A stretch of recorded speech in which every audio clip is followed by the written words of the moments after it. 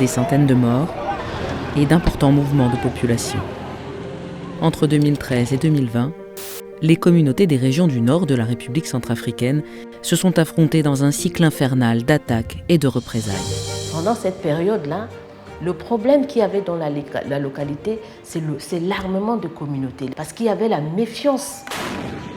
À l'origine du différend, de violents affrontements entre plusieurs groupes armés rivaux de composition ethnique distincte.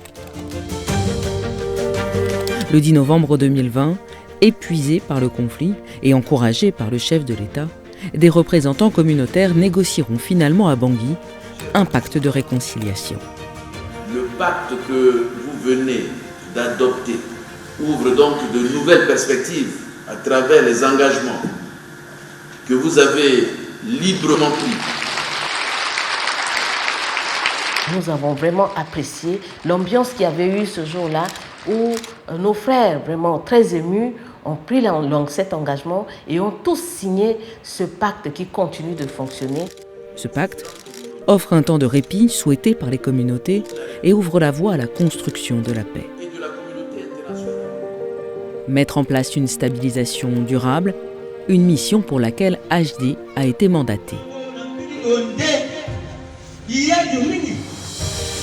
HD a diffusé l'accord auprès de chaque communauté car toutes n'avaient pas pu prendre part aux négociations. De mars à septembre 2021, HD a facilité des dialogues locaux.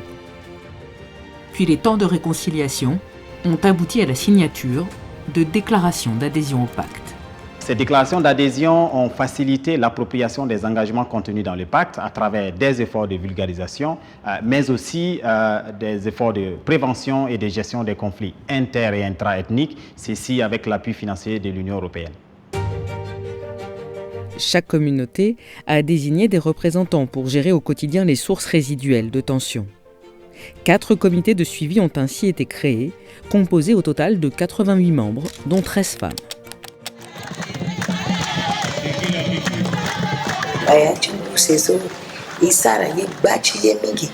Et dans les comités, à Sanyana, c'est lui penser, Korochi, Akiri, Siri, libre circulation a commencé à passer et que Tambla Yamba, Biri, et quand ce qui est en position sur place, soit que sinon d'autres balles avaient une position sur place, mais là, avec les comités, à Bagigi.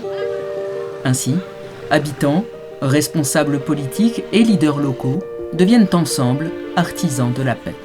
J'ai représenté la région avec l'ensemble des ethnies, mais j'ai pris l'engagement de suivre toutes ces ethnies pour que la paix revienne. Et c'est sûr que j'ai pleinement joué mon rôle comme stabilisateur social, le régulateur des tensions socio-économiques de la zone.